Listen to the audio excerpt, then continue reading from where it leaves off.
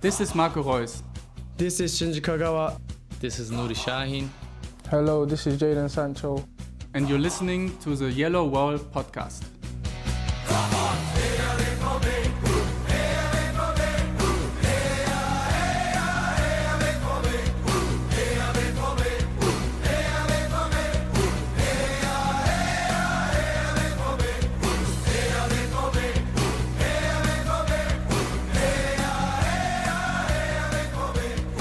You know, Matthias, it's funny. Sometimes people write me and say, Stefan, why don't you change the intro? It's getting old. Players are not as actual anymore. But I don't know about you, but if Dortmund re-sign Shinji Kagawa soon as, I don't know, video scout, who knows, then it will be very up to date because Shinji Kagawa is not back, but Nuri Sahin is, along with Sahin and Bender.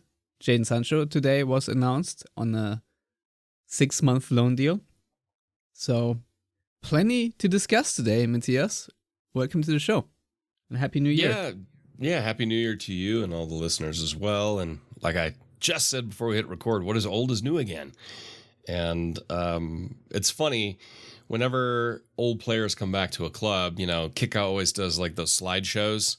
Like, these are 20 other players that have left and came back, and they did that with Dortmund, and you had people in there like Philipp Laux, you know, players that I actually forgot ever played 2 minutes for the club. But then, you know, you had Kagawa, you know, you had Nuri Sahin, and Andi Möller, and Jörg Heinrich, so there are some good ones in there. Jürgen Wegmann, Sigi Held, I mean, those are a few. And I hope that Jadon Sancho is maybe a little more Andi Möller in his second stint rather than Shinji Kagawa, whose second stint was a little bit forgettable. But it's good to have him back. We've got a lot to talk about there. Yeah, although I want to say that Kagawa's stint wasn't like terrible either. You know, it just was never. No, back. but it wasn't like the first time. You know, Yeah. I mean, you can make the argument Andi Möller, his second stint was significantly better than his first stint. Because also Dortmund won 2 Bundesliga titles in the Champions League. So, Yeah. you know, it's hard to argue against that. But Kagawa wasn't bad. You know, it's kind of like Mario Götze. It was okay, but it wasn't like it used to be. Yeah, that's very much true. But things in general won't be like they used to be because Hans-Joachim Watzke, in our time of the show, also announced that he will not extend his contract that runs out in 2025, and he wants to be relieved of all sporting responsibility this year by June or July. So good luck with that, first of all. But obviously, that is a news that is probably way more profound and important for Borussia Dortmund than whether Jadon Sancho and Ian Maatsen join Dortmund for a 6-month period now, or however many months it is for the second half of the season. Oh, absolutely. I mean, as far as defining who this club is and how they got here and stuff like that, I mean, Aki Watzke is huge. He obviously deserves his retirement. He's earned it. And he tried to do it once and was kind of, you know, the report said he was persuaded to stay. I think he also still kind of wanted to. But, I mean, he technically wanted to leave already, was it 2-3 years ago? I think he said he wanted to exit in 2022. Yeah. Okay, so 2 years ago now. Yeah. And when he does finally exit, I mean, he'll be 66 at that point. And, you know, you look at quote unquote regular retirement age, whatever that means these days, unless you're a coach, is 65. And, you know, he's done a lot. He's been in a leading role at some way at the club now for over, at that point, it'll have been just about 25 years, just under. He started in 2001 as the treasury secretary at the club, which is interesting given that right shortly after that, the club completely imploded financially. but he was also instrumental with Dr. Rainer Raubal, who I think too many people forget about, in saving Borussia Dortmund. And Raubal actually was the second time he saved the club. He did that already previously in the 80s or 70s. And so he was important in defining the direction of the club. He was important in taking a risk on a young coach who had just been relegated with a side by the name of Jürgen Klopp. And so, Borussia Dortmund wouldn't exist really much anymore without him, and definitely wouldn't have gotten to the success that they had and the status that they've re-earned without him. Yeah, definitely. I mean, look where we are now, where he was talking about how people take the second place for granted when you and I, Matthias, very well know that this is something that you cannot take for granted whatsoever, just because Dortmund have been mediocre and life-threatened for so many times that, I mean, in sport, nothing can be taken for granted anyway. I mean, that's what I thought going into the last match day against Mainz, that Dortmund would definitely win this game. And yeah, they did not. And so problems arose out of that, because Dortmund did fall into a hole. But Watzke, I think, wanted to leave a little bit earlier. And I feel like a lot of people wanted him to leave quite soonish, because it feels like times have overtaken him, if that makes sense. But that being said, finding a capable replacement for Dortmund will, I think, be the most important thing for the next 10-20 years, because this will definitely not be an easy task to do. And he, of course, has been tasked to sort of develop a strategy that goes beyond him. I think overall, at this press conference that he had, he talked about the importance of not making the mistakes of the past, saying that obviously Dortmund do not want to have an investor, which then means that Dortmund will have to deal with resources they have very carefully. And the mistakes of the past being is that you spend way more money than you actually earn, and thus create a massive debt.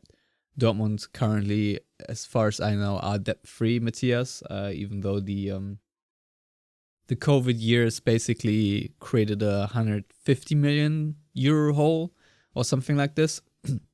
So, really interesting to see how the club will transition as this year and the next year progresses, because it is obviously a chance for positive change, but we all know, Matthias, it is not a guarantee that Dortmund will actually improve post-Watzke, and might fall in a bigger hole, because a fall from grace for a club like Dortmund is something that can happen. We've seen it with Hamburg, we've seen it with Schalke, that you can very easily be thrown off a pedestal, and now that the Champions League is even more lucrative, if you lose out on that frequently, it will be very hard to recover from. And obviously there are more teams in the league now that have less financial risk, say Leipzig or Leverkusen. If they make errors in their recruitment or so, they can always very easily, or even Wolfsburg can always very easily counter that by putting in some fresh cash. And that is pretty much a luxury that Dortmund do not possess. So it is really hard going up against the teams around you. But that being said, Dortmund, I think, are still the second richest team. And the expectation for right now is that that should reflect in the on the football field in one way or another. Matthias, but I think overall, it needs to be said that every Dortmund fan should be very grateful for what Watzke did in the 25 years almost at the helm, right? Oh, without a doubt. I mean, anything beyond gratitude is baffling for me. But, it wouldn't be the first time I'm baffled by fans.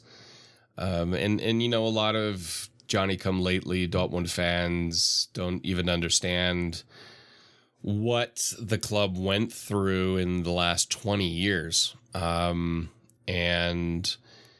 how important Aki Watzke was. I see a lot of people now with profiles that call themselves Dortmund fans, and in the profile, they have like Watzke, Kiel, Terzic, Sammer out, and it's like, I don't like that. I find that classless, but it's social media.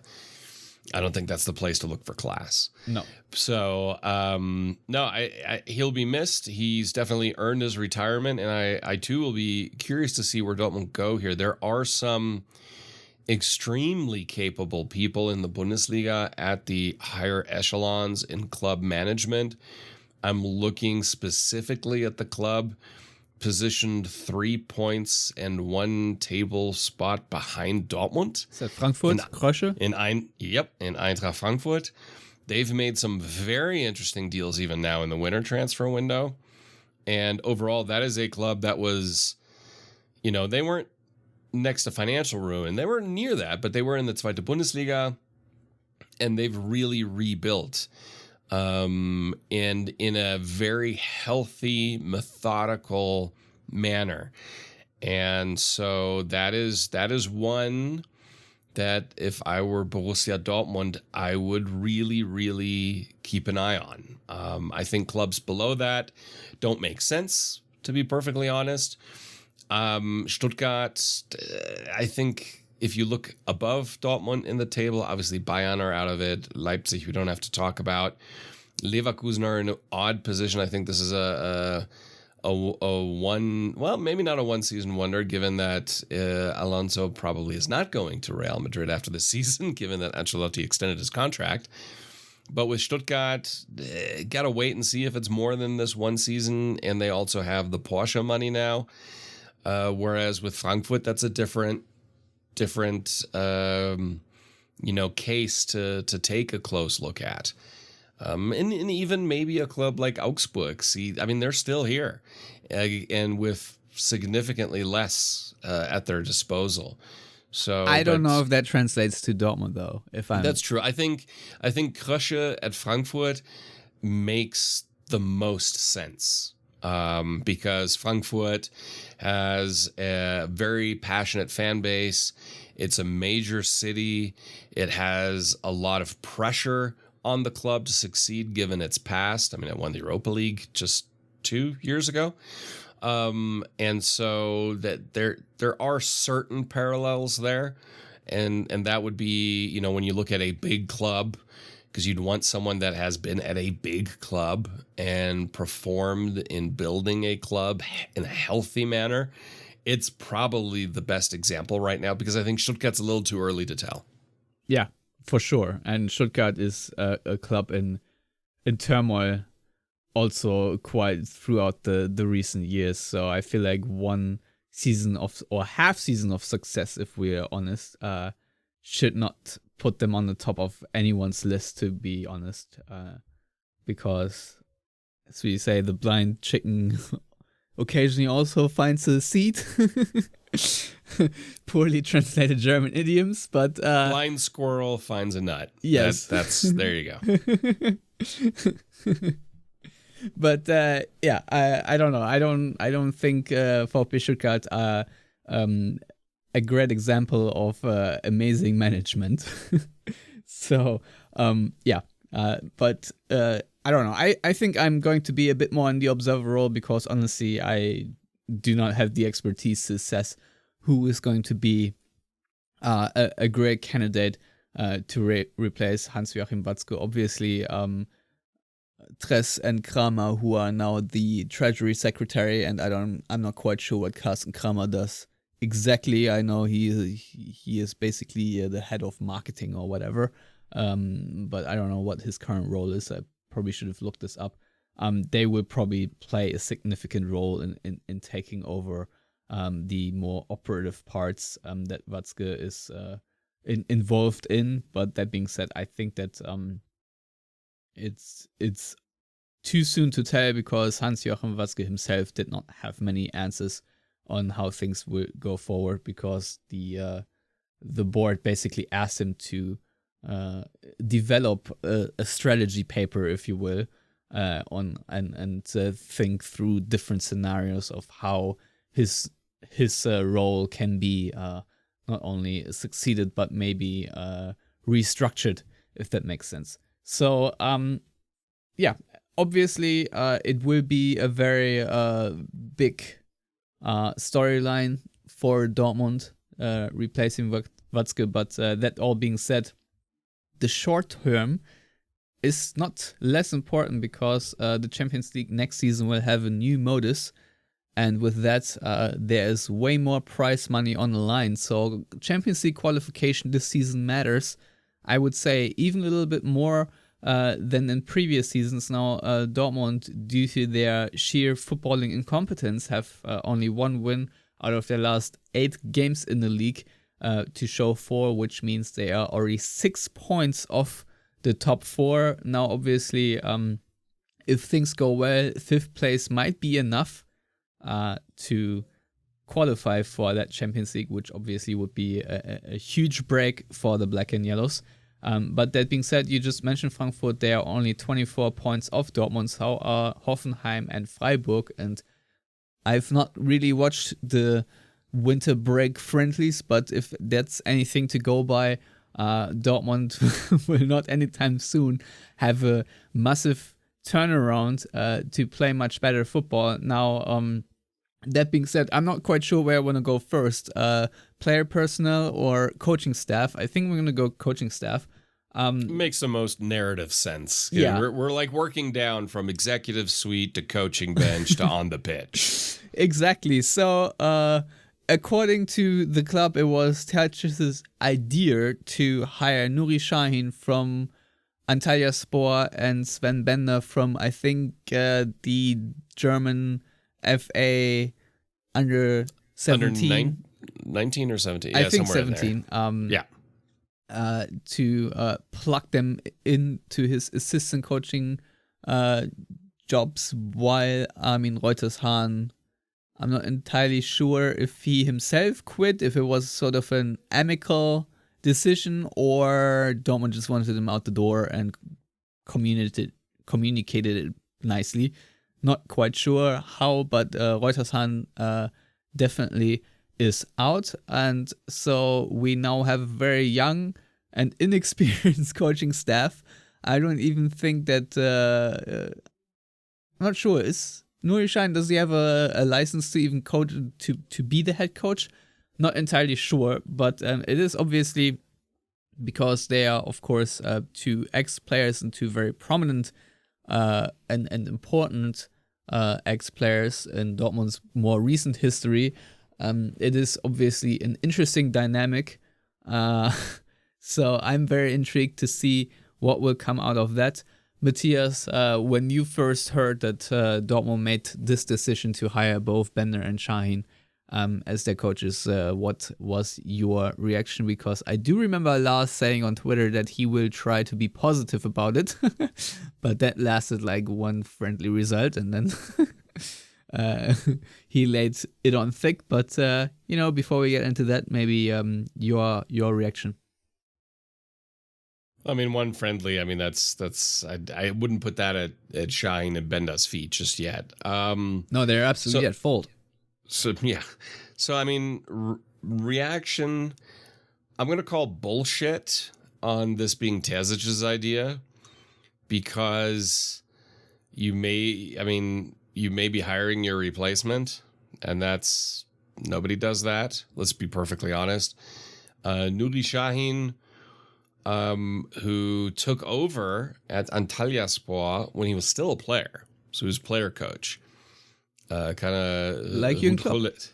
Like Jürgen Klopp or Ruud Gullit. Once upon a day. I think even Gianluca Vialli at Chelsea. You've lost me there, but continue. Sorry. Old people talk. But Nuri Sahin, what he did at Antalyaspor, who have like no money and always in debt, not a great run club. He actually did well with them in 2 seasons, mid-table. We should probably mention that he was not only the coach there, but also sporting director.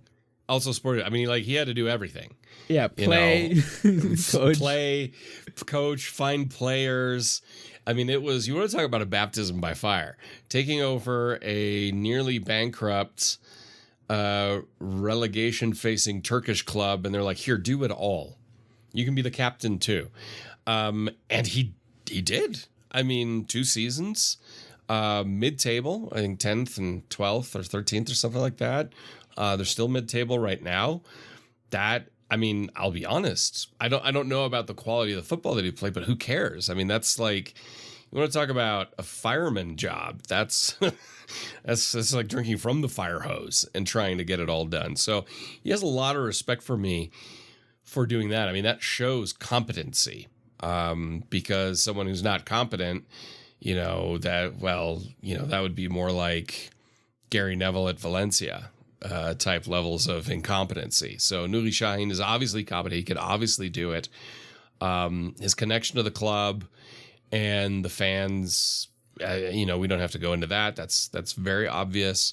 There's a built-in trust there from the brass, which is important. And he played with a couple of the guys in the locker room, 2 very important players in the locker room, in Marco Reus and Mats Hummels, and Jadon Sancho. But with Sancho, it was a little shorter. No, I'm just kidding. Yeah, but obviously Hummels and Marco Reus, and then that's really good. With Sven Bender, I knew nothing about his coaching credentials until I read him. Like, oh, he actually did do some coaching at youth level. Now, to be basic, I would say it's probably he's the assistant of the assistant.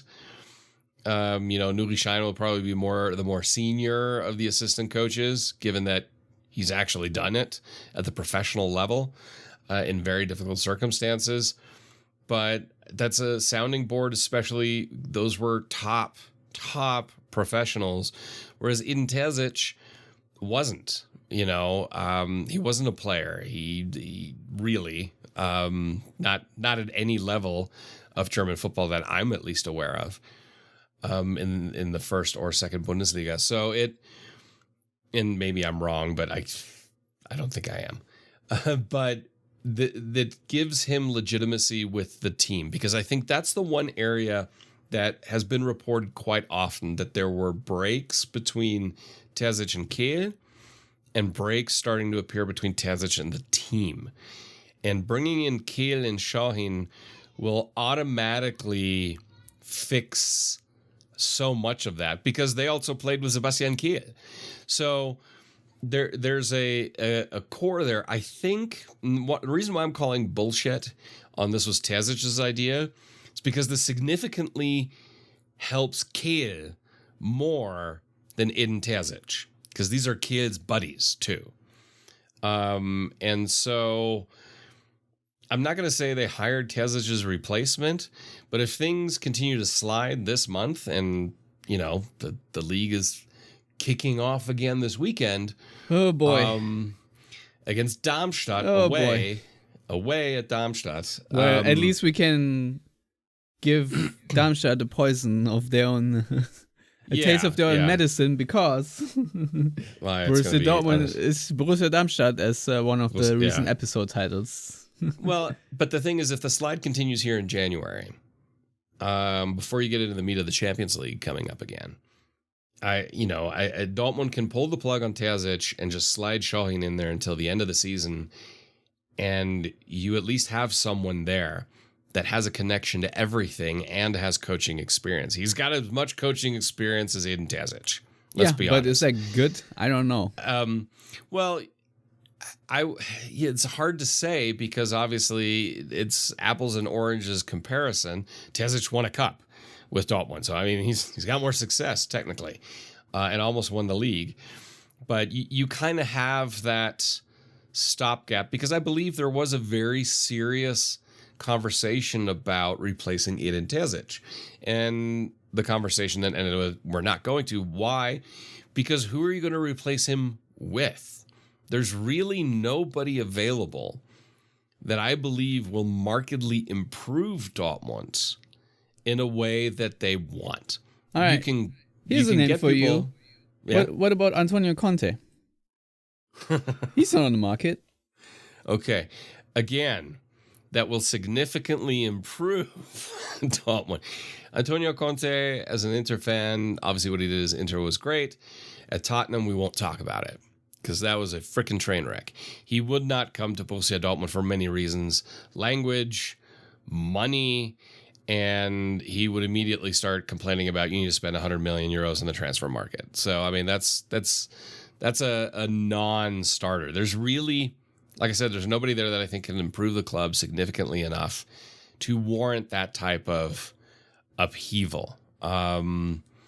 Now, I mean, there are one or two names that are available, but at the end of the day, I looked at them and went, no, I just don't see a reason to make that cut for them. You bring in Nuri Sahin, you kind of have at least a stopgap solution that might work out. Versus, and it'd be a lot cheaper than hiring a name coach and then having to let them go after the season or something like that, or even just hiring them for the season. So I think this could work out. Well, we'll see. What is, of course, important is Dortmund press better and have a much better ball distribution, because last season, I think one of the biggest ailments is their build-up play and the lack of a structure and my favorite word, automatism, to really hound in on opponents. And I've read that Dortmund, when they changed tactics throughout the game, that it often was derived from the players on field rather than from Terzic himself, which might be a leak that's not really confirmable, but an interesting tidbit nonetheless, that an information like this even surfaces, because it rarely does. But I feel like this is one thing that has annoyed me this season. I'll be honest, quite a lot, that there are a lot of leaks and reports from tabloids and other and newspapers where you have a level of information or speculation that you usually do not have, because I feel like there are more people at the club, and maybe it's Kehl, who knows, maybe it is, that are feeding journalists and reporters with more information from behind the scenes. And that was probably one of the main strengths, especially in the club era, but also long after that, that not much stuff that usually happens internally made it to the surface. I think one good example right now is the Paris Brunner situation, because when he, I think at the training camp in Marbella, there was a day where he showed up late or past the curfew rather, and reporters had that information instantly. I'm being a former Dortmund beat writer, can tell you that this is the sort of information that Dortmund usually used to keep more secret and not slide over to reporters right at the get-go. Maybe later on, maybe a week or so removed, delayed, telling people that something had happened, but basically airing out all the dirty laundry of a, 17-year-old right away, which led to Bild, I think, writing a headline asking, how stupid can you be? I think it's a new era of how Dortmund and the press interact, let's say. So that's just one thing that I've realized is currently not great. That there are too many parties chatting and sort of trying to one up each other and trying to win the PR battle and all this kind of nonsense. This is something you're very much used to from Bayern or from other clubs.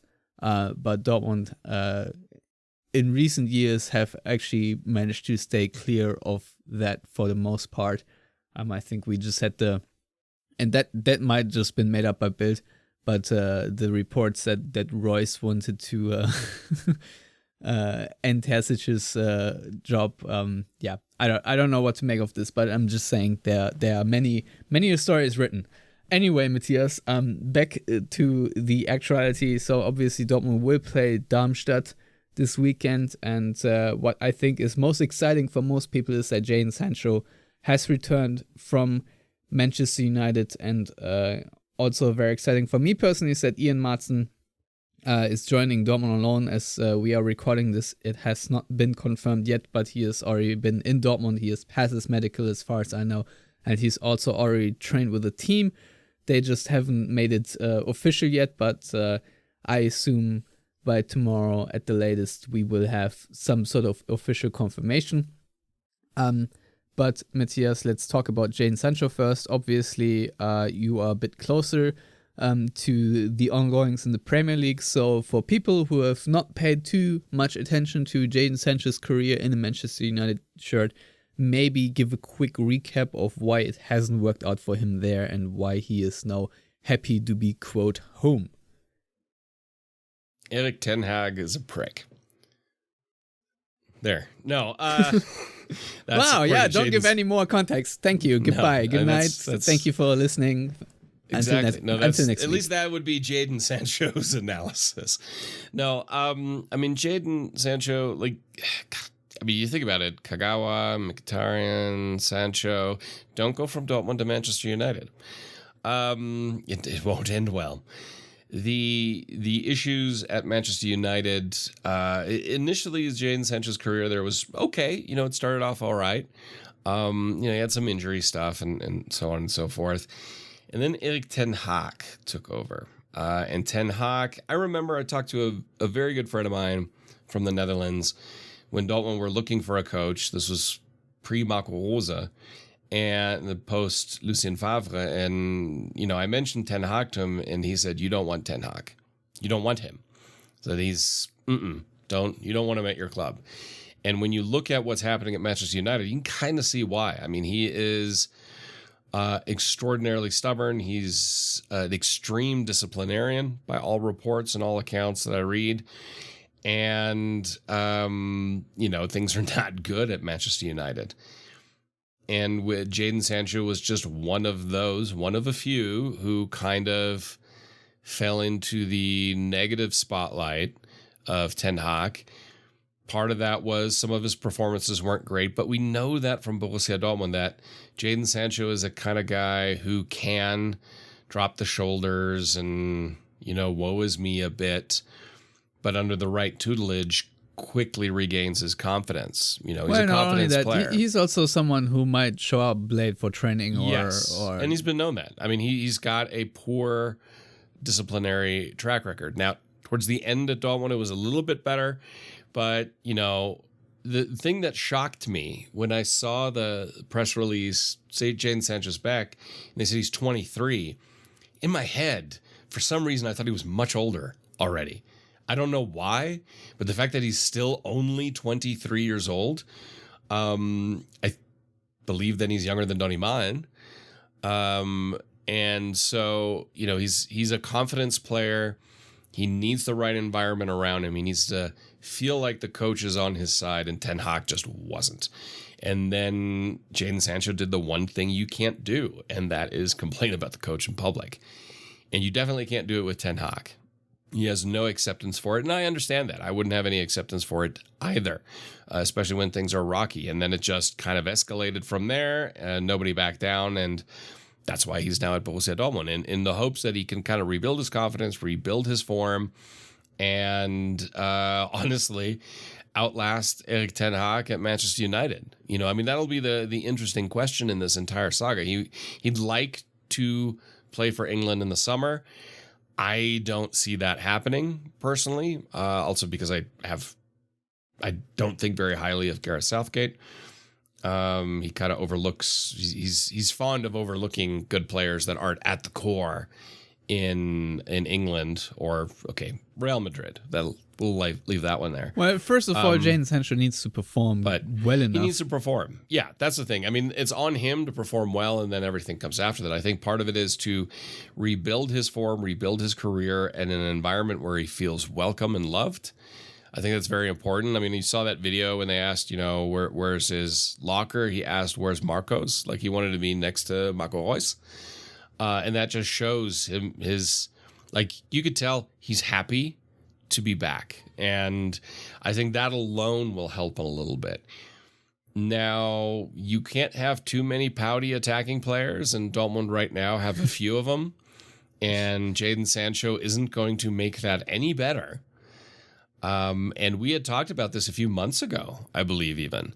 And I said, I don't know if I would want him back because of exactly that. Now, at that time, other players were performing better, and I didn't see the need.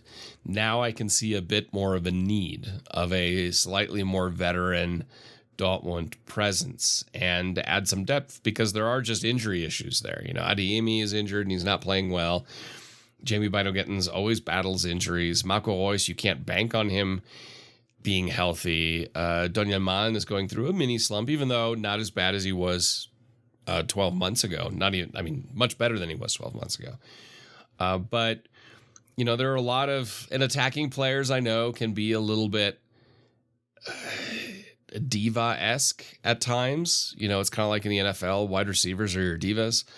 They're wingers. These are your wide receivers in soccer.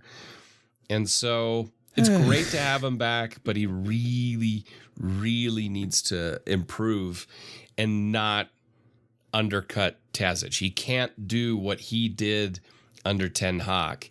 And at the end of the day, the issue with Ten Hag was predominantly around discipline, less so around performance. Because a lot of times when Ten Hag did play Sancho, he actually played well.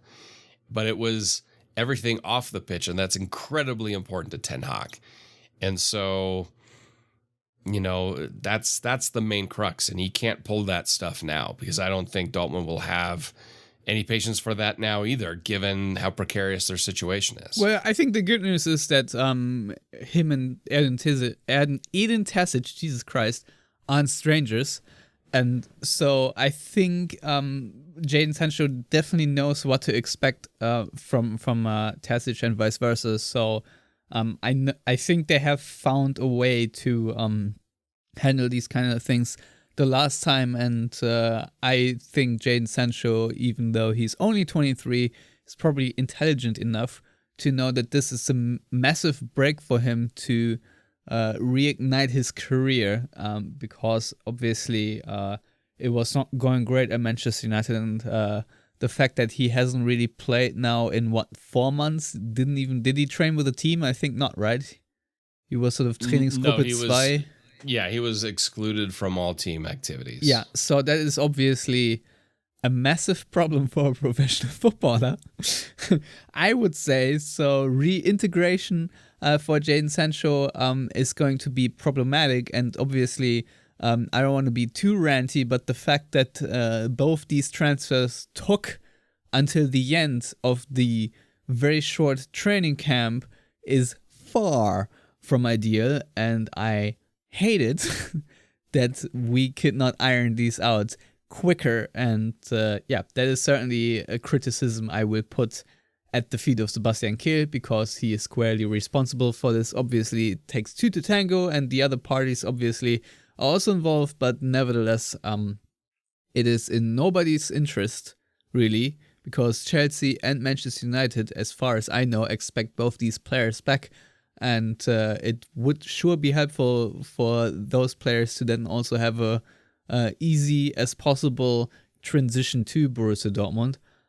But that being said, Ian Maatsen, from his profile, obviously, the first thing you will notice, he is very short, and that already gives me a headache, because the modern fullback does not only run forward, but also has to tuck in to replace a center back. So if there will be a cross to a player that he has to cover into the box, which a lot of Dortmund left backs or fullbacks in general do struggle with, then I already have my concerns. But that being said, he is very similar to a certain Rafael Guerreiro in his player profile, and I think this is,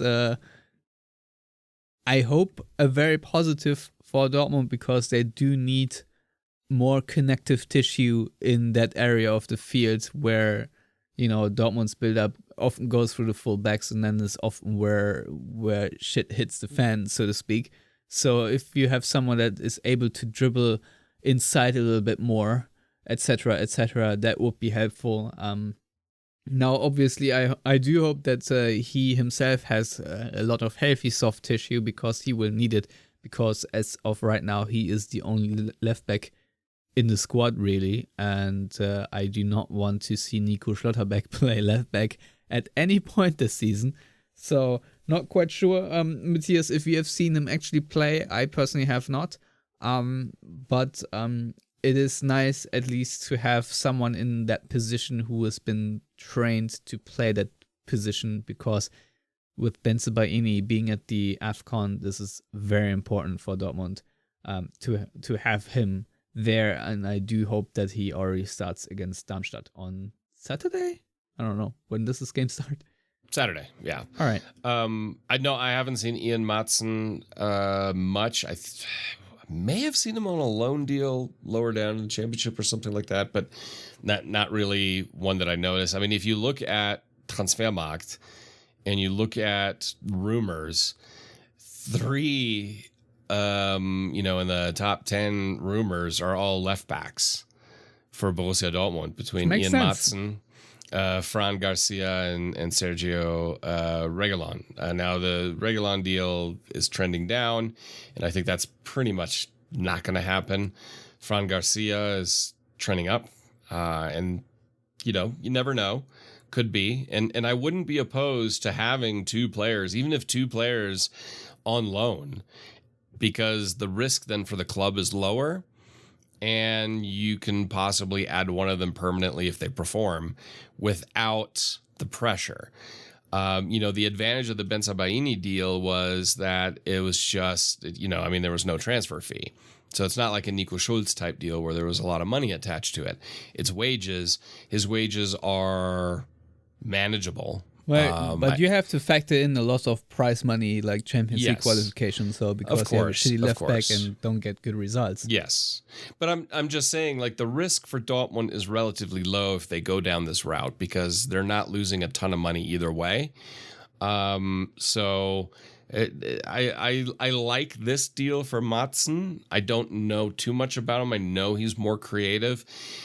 Creativity was never an issue for me with Guerreiro. It was the fact that he wasn't a good defender, and that bit Dortmund time and time again, and he had no hustle, none whatsoever, and that's a big issue. If you're going to be that creative outlet and be attacking, you got to hustle back and not hope that Nico Schlotterbeck saves you, because Nico Schlotterbeck will make a mistake, undoubtedly. So I wouldn't mind Ian Maatsen and Fran Garcia coming to Dortmund, at least for the second half of the season, to shore that up a little bit. Because what was the thing I read briefly today, that if they don't get the right coverage given injuries with Riasson and the African Cup of Nations, you're going to have Thomas Meunier on the right and Nico Schlotterbeck on the left back position, simply because you kind of have to, due to lack of options. Now, I'll be honest, I may then prefer to see Nico Schlotterbeck centrally, but the problem is you don't have another left back, so you kind of have to put someone at left back, and then you can't put Zule at right back because you need him in the middle. So it's a bit of a shuffle right now, with injuries. Well, I did joke that it was a bold strategy of Nuri Sahin as his first move as a manager / sporting director, to hire Jadon Sancho as a left back. But if we, are forced to play him as a left wing back because you have to switch to a back 3, I would not be surprised at this point, if I may say so, because there's no Torgen Hazard around. So who you gonna plug in there that also has any kind of footballing quality, which is also important. So yeah. really, really intrigued to find out how this thing will work, because Ian Maatsen, I'm pretty sure, even though he's just 21 years old, will also need to have a break here and there. I don't foresee that he will play the next 15 games from minute 1 to minute 90 without any problems, especially having Dortmund's track record of fullbacks getting injured. Because I mean, it is a very taxing position as is, so it's not surprising these guys pick up muscular injuries left, right, and center, and other fatigue-related injuries. And of course, in Riason's case, it's extra annoying that he is out for a very long time because he picked up an injury in, I don't know if it was a loss or a draw, but sort of a play that was completely irrelevant, ball going out at the sideline with like 10 seconds on the clock or something. So yeah, very, very vexing for Dortmund to not have Riason, because I would even say going into the season, or going into this half season, let's say, he is probably our best left back, even with everyone else healthy. And I'm just gonna say it now. I do think that Thomas Meunier is actually a somewhat competent right back, and I think can help Dortmund out quite a bit. So yes, there has been a lot of Thomas Meunier hate in the past, but I feel like that's related to him being not Hakimi and not being Piszczek, and Dortmund having world-class talent on that position. And he is not a world-class talent, that is for sure, but he is also not as bad as Benzbaini, I would say. There is some international class in there, but yeah, obviously we know a lot of Meunier cock-ups too, but I think him now regaining some form and fitness will help Dortmund out quite a lot, actually. And yeah, I'm also going to be intrigued to see how the whole having the 3 center backs available will play out in the second half of the season, given there will be fewer games, because Dortmund have managed to focus more on the league and Champions League without any cup football. And yeah, I'm also intrigued to find out if Dortmund actually make it past PSV in the round of 16 in the Champions League, given their current state and where focus might be on. But yeah, interesting times at Dortmund. And I do wonder, because right now I think Dortmund fans are all surfing a wave of good vibes with Jadon Sancho coming back, because I think for many this is a very positive thing. I wonder if this all falls apart as soon as Darmstadt, which in my mind is a very, very important game for Dortmund, because they need those 3 points. You already managed to not beat Mainz, who are also, I don't know if they were in last place or second to last.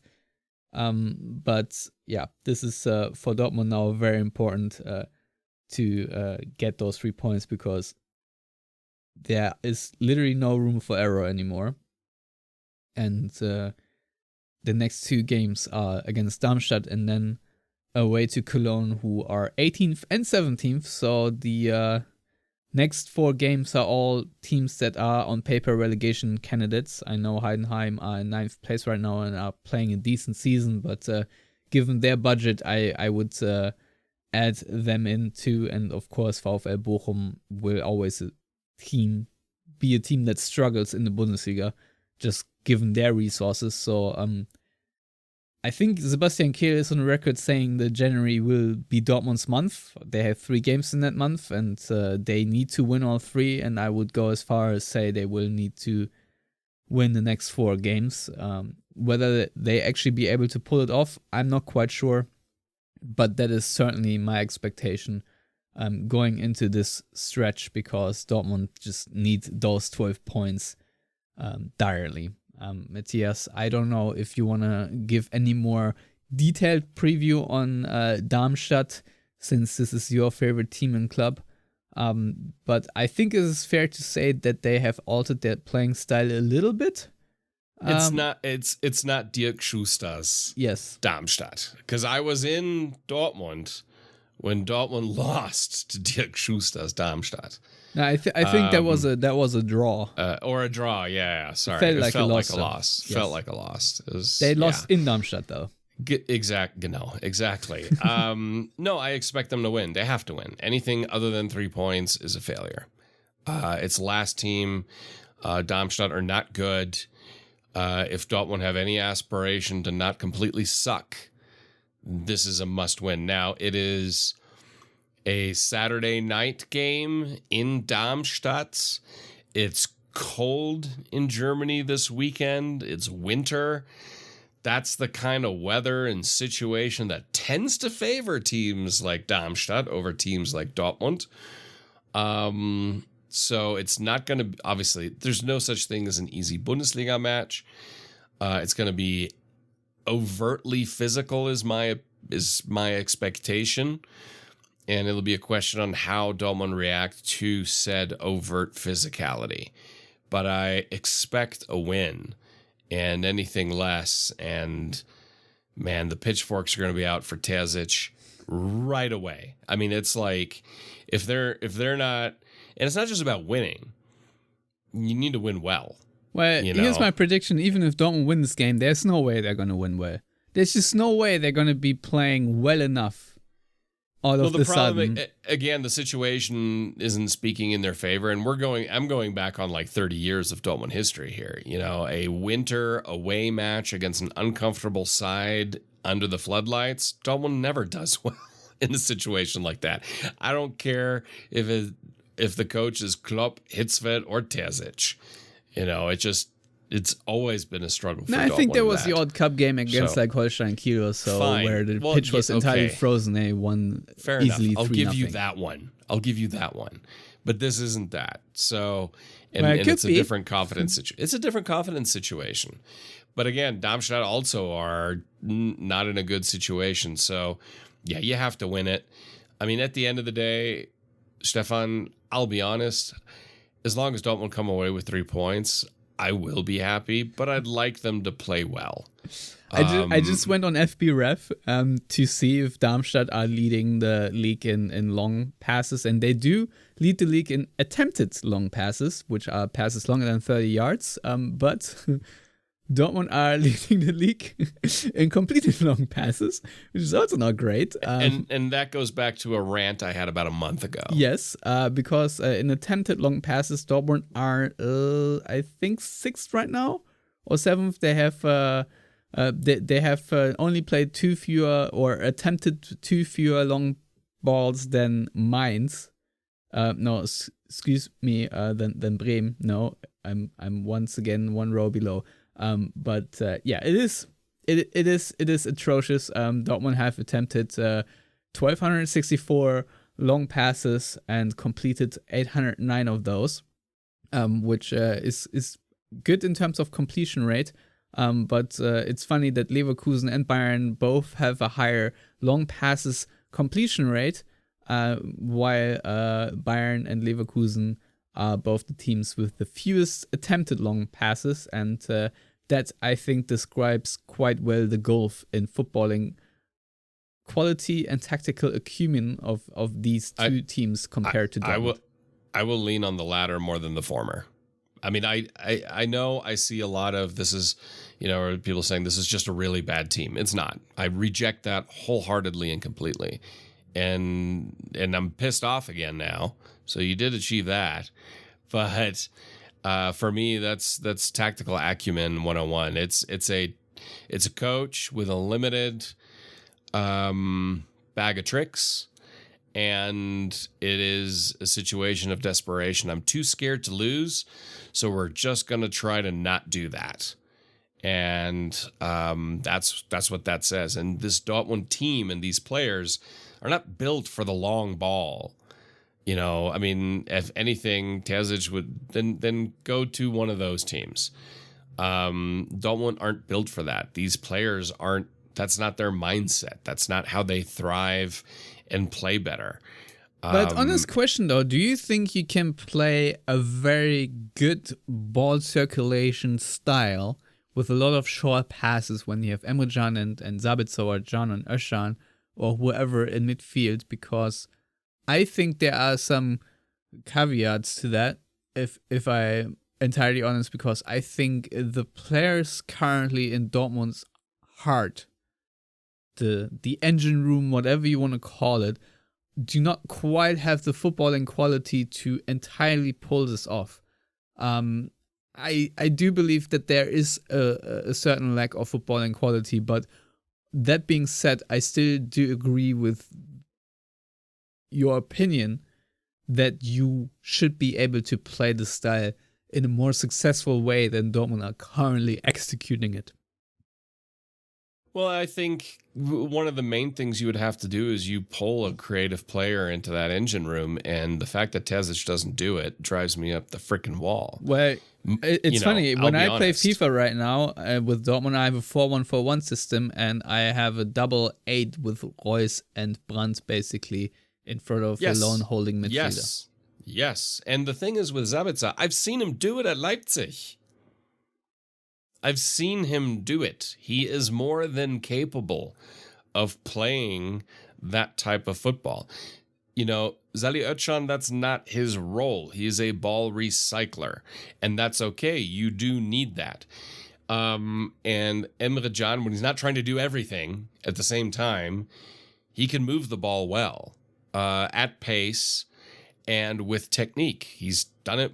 He's proven to do it. But to be able to do that, you do need to pull a Brandt or a Reina or a Reus into that heart to be able to do that. Well, the good news is that all three players you just mentioned are more than capable of doing that.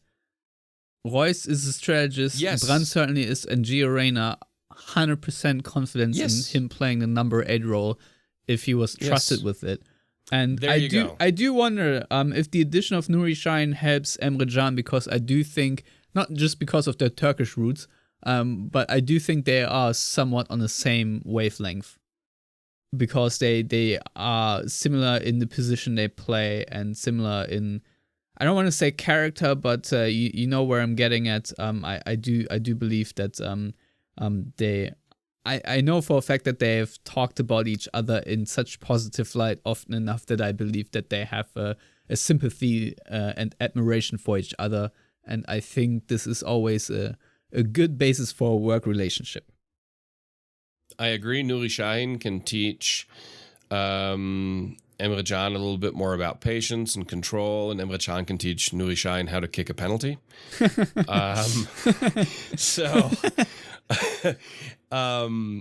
But you hit the nail on the head perfectly when you said if he will be trusted enough with Gio Reyna. That is the thing. The coach isn't doing it. He's not putting the players in a position to succeed and play the style of football that Dortmund play.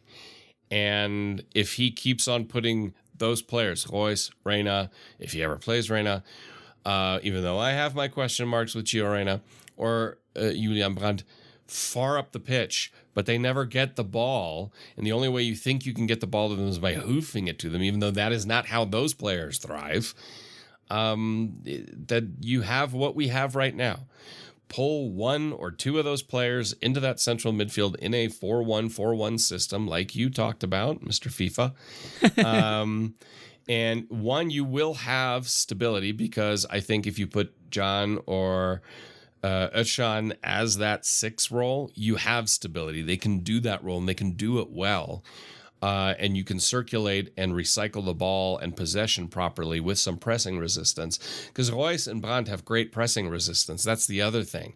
They don't lose the ball quickly and easily, and they don't lose it in bad positions most of the time. Well, inform Brandt, this season's version has often lost the ball in very precarious situations. Yes. But he's still very good. He's still better than he was 3 years ago. And that's the key thing. I want to see this match, and I want to see a creative player in that central midfield. And if I don't, then I've seen everything I need to know. Yes. Period. That's where I'm entirely with you.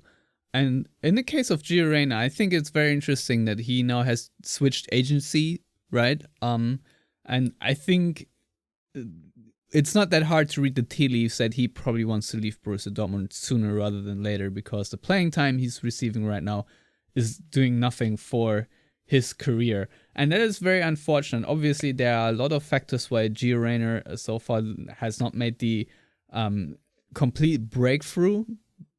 One of those named Julian Brandt and Marco Reus, I would say, because they play in his position. And just because of the roles they have respectively in the club, it is very hard to compete against those. Another major building block of him not really making it so far is obviously his injuries. And maybe you would even add petulance, knowing how you see Gio Reyna. But that being said, we all know what Gio Reyna is capable of, and it would be very annoying for Dortmund to miss out on a prime Gio Reyna if that is a possibility to have, because I do believe he is sort of the perfect successor for Marco Reus and to take over that role in a year or so. But obviously football is moving way faster, and Gio Reyna is not going to be patient enough to do that. But to me, that is already sort of a missed opportunity, because I feel like he's going to be working very hard on a transfer, and if Dortmund don't afford him more playing time now, I don't think there will be any remedy for the Black and Yellows to convince him to stay on later. And maybe Dortmund get a nice transfer fee for him.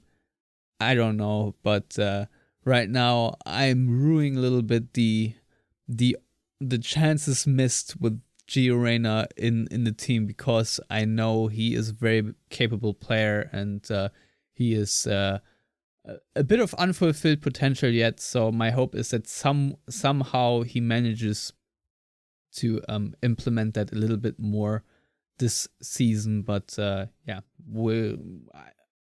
also be intrigued how the squad selection will be now under Nuri Sahin as the assistant manager together with Edin Terzic, because I will be damn sure that both Sahin and Bender will have palpable influence, even if it will be harder to tell.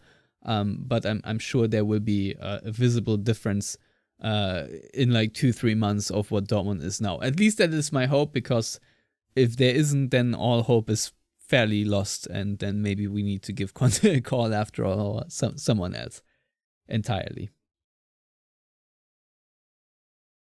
Fair enough. Yeah.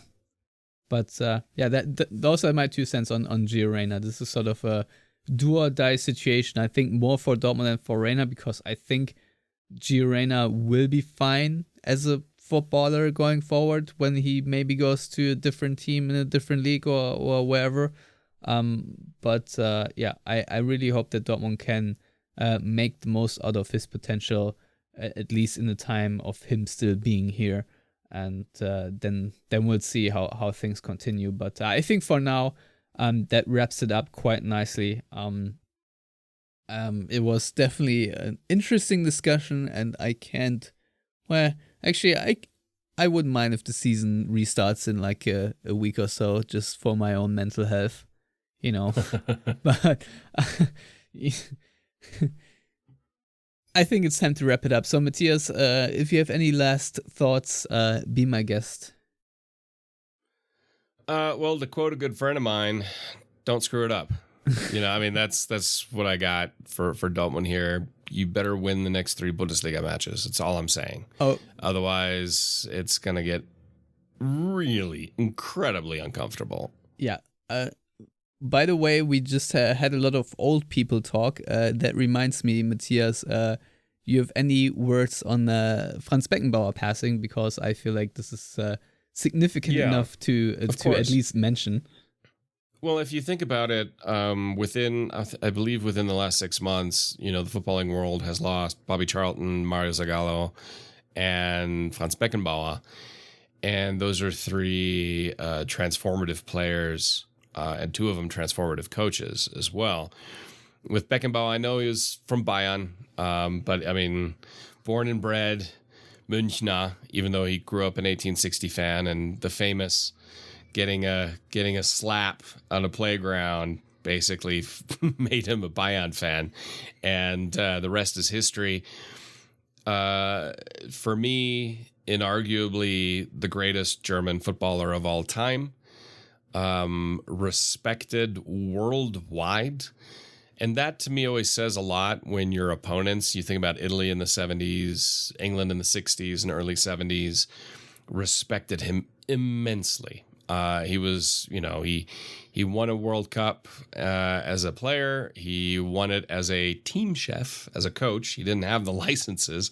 And ironically, at the same time, he was the coach for Olympique Marseille. So he was being a German national team coach and a club coach, which was just interesting at that time. He definitely was one of the key members of making Bayern who they were, even though off the pitch, most of that credit has to go to Uli Hoeneß. It's a sad loss for world football, but specifically for German football, because he was the greatest of all the German footballers. Yeah, very nice words. Thank you, Matthias, and everyone out there. We'll be back next week to discuss the heroics of Dortmund in Darmstadt. Until then, thank you for listening. Goodbye.